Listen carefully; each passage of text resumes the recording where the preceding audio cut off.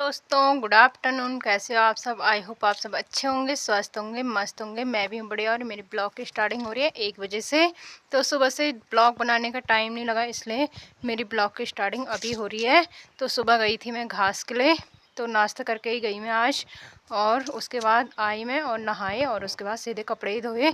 तो यहाँ पे मैं आई हूँ कपड़े सुखाने के लिए। तो ये है दादाजी लोगों का घर और ये जा रखे हैं अभी दिल्ली। तो सर्दियों में तो यहाँ बहुत ठंड होती है, इसलिए सब लोग जिनका रहने के लिए दिल्ली में वो लोग चले जाते हैं दिल्ली। बाकी तो मैं बताऊँ आपको तो यहाँ पे ऐसे ही लोग रहते हैं ज़्यादा जिनके बच्चे कहीं रहते होंगे जैसे। बाकी मैं अपने गांव की बात बताऊं आपको तो यहाँ पे सिर्फ बूढ़े बूढ़े लोग ही रहते हैं, 1-2। और बाकी उनके बच्चे लोग सब लोग दिल्ली या कहीं और रहते हैं, गांव में कोई भी नहीं रहता है। तो जो भी बूढ़े लोग रहते हैं तो वो तो ज़्यादातर दिल्ली चले जाते हैं या कहीं भी चले जाते हैं, क्योंकि यहाँ होती है बहुत ही ज़्यादा ठंड, इसलिए लोग गांव में रहना पसंद नहीं करते सर्दियों में। तो हमारा वाला इलाका तो आप लोगों को पता ही है कितना ठंडा होता है। और अब मैं दिखा देती हूँ यहाँ का नज़ारा। तो ये है दादाजी लोगों का घर। तो ये मैं आपको पहले भी बता चुकी हूँ। और ये भी जा रखे हैं दिल्ली, तो इनके नाती की शादी थी इसलिए ये भी जा रखे हैं। और तो आजकल यहाँ पे तो खाली है, कोई नहीं रहता। और ये मैंने कपड़े धोए, तो हमारे यहाँ पे जगह नहीं हो रही थी, बहुत सारे कपड़े हो गए थे, तो मैं यहीं पे लाती हूँ जब ज़्यादा कपड़े हो जाएं। और यहाँ पे देखो धूप भी अच्छी रहती है, इसलिए मैं कपड़े यहीं पे डालती हूँ सुखाने के लिए ज़्यादातर, जो थोड़े भारी भारी कपड़े रहते हैं। और ये पपीते का पेड़, लेकिन इसमें पपीते नहीं आते। इसमें देखो कैसे फूल आ रखे हैं, पपीता एक भी नहीं आया है। और यहाँ पे दादी ने बो रखी है मसूर। तो पाले से देखो कैसा हो रखा खेत, और इसमें तो थोड़ा बहुत दिख भी रहा है। और नीचे वाला खेत देखो, इसमें तो कुछ भी नहीं दिख रहा है। इसमें भी मसूरी बोई थी, लेकिन उसका कुछ भी पता नहीं चल रहा है। और यहाँ है किचन गार्डन। तो ये धीरज चाचा का किचन गार्डन है। और यहाँ पे चिड़िया वगैरह भगाने के लिए ये लगा रखी हैं पॉलीथीन वगैरह। और यहाँ पे आलू बो रखे हैं, और आलू अच्छे खासे उग भी गए हैं इनके। और ये है बैंगन का पौधा, ये देखो तो पाले से ये भी मुरझा गया है। और यहाँ पे थी तोरी की बेल, लेकिन यहाँ पे पाले की वजह से पूरा बेल सूख गई है और इसमें अब कुछ भी नहीं है। बाकी ये ऊपर हमारा किचन गार्डन है। तो यहाँ पे है मिर्ची, और कुछ तो हमने लगाए नहीं यहाँ पे सिर्फ मिर्ची है। और ये पेड़ भी खाली हो रखे हैं। और ये दादाजी लोग भी गए हैं दिल्ली, तो दादी के पैरों में कुछ प्रॉब्लम थी, उनको चलने में प्रॉब्लम होती है, इसलिए वो डॉक्टर को दिखाने के लिए गए हैं। और वैसे भी सर्दियों में यहाँ रहने के लिए तो ठंडा है, इसलिए वो यहाँ नहीं है। और यहाँ पे अच्छी खासी धूप लगी है।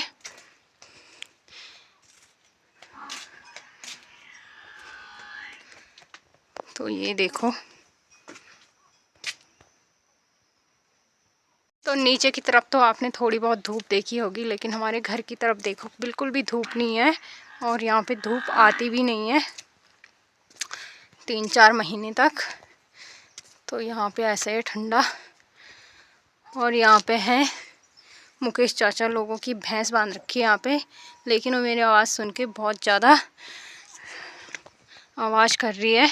तो अब मैं चलती हूँ घर और बनाती हूँ अब खाना। और यहाँ पे दादी अपने किचन गार्डन में कुछ बो रही हैं। तो दादी की निलाई गुड़ाई चल रही है यहाँ पे। और यहाँ पे देखो बहुत ही सुंदर फूल भी लगे हैं, लेकिन अब ये थोड़े मुरझा गए हैं।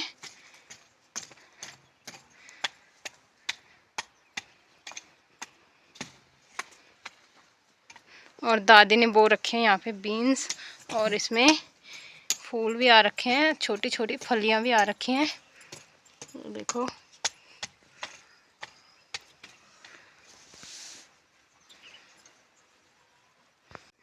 तो ये है पंचायती भवन, और आ गए हैं सर्दियों के दिन, तो यहाँ पे फिर से आग सेकने वाले दिन आ गए हैं। तो यहाँ पे जलाई है पापा ने आग, स्वीटी और पापा तो यहाँ पर बैठ रखे हैं, बाकी लोग बैठे हैं ऊपर। तो मैं भी पहुँच चुकी हूँ ऊपर, और नीचे आग सेक रहे हैं पापा और स्वीटी। मैं तो रजाई में बैठ रखी थी, लेकिन मैं यहाँ पे स्पेशल इनकी वीडियो बनाने के लिए आई हूँ। तो ये ले रहे हैं यहाँ पे आग के मज़े ठंडी ठंडी में। मुझे तो बहुत ज़्यादा ठंड लग रही थी, इसलिए मैं रजाई के अंदर बैठ के बुनाई कर रही थी। तो गाइस अभी पीस रही हूँ मैं नमक, वो भी सिलबट्टे में। और इसमें मैंने धनिया डाल रखा है ये, और हरी मिर्ची और नमक।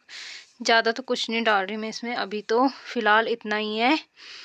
तो इसी का नमक पीस लेती हूँ मैं, और ये आएगा हमारे खटाई में बहुत ज़्यादा काम। तो इसलिए मैं अभी नमक पीस रही हूँ। वैसे तो दिन में टाइम नहीं लगता, इसलिए अभी पीस रही हूँ मैं।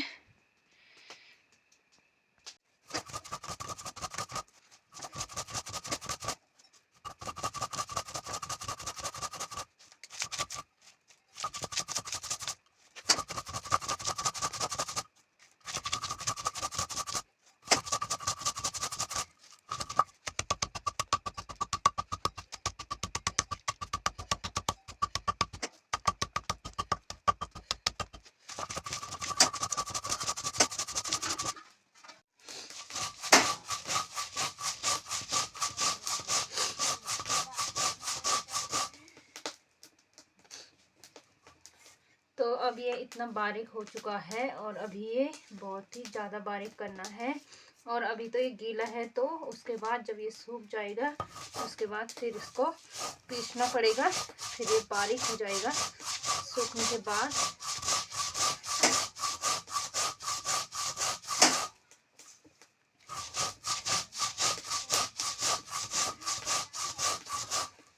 तो ये नमक जितना खाने में टेस्टी होता है, उतनी मेहनत भी बहुत ज़्यादा लगती है इसको सिलबट्टे में पीसने में।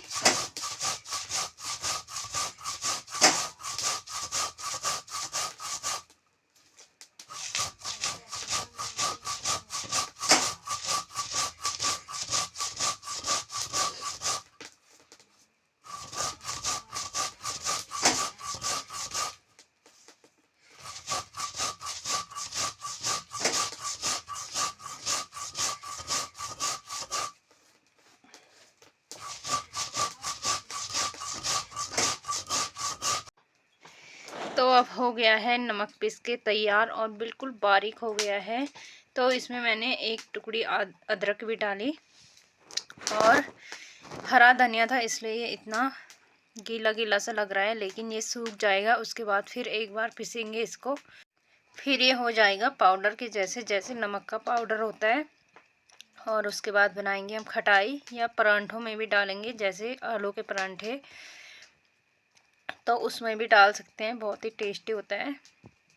और हरे धनिया की तो वैसे भी खुशबू आती है, तो इस नमक में भी बहुत खुशबू आ रही है।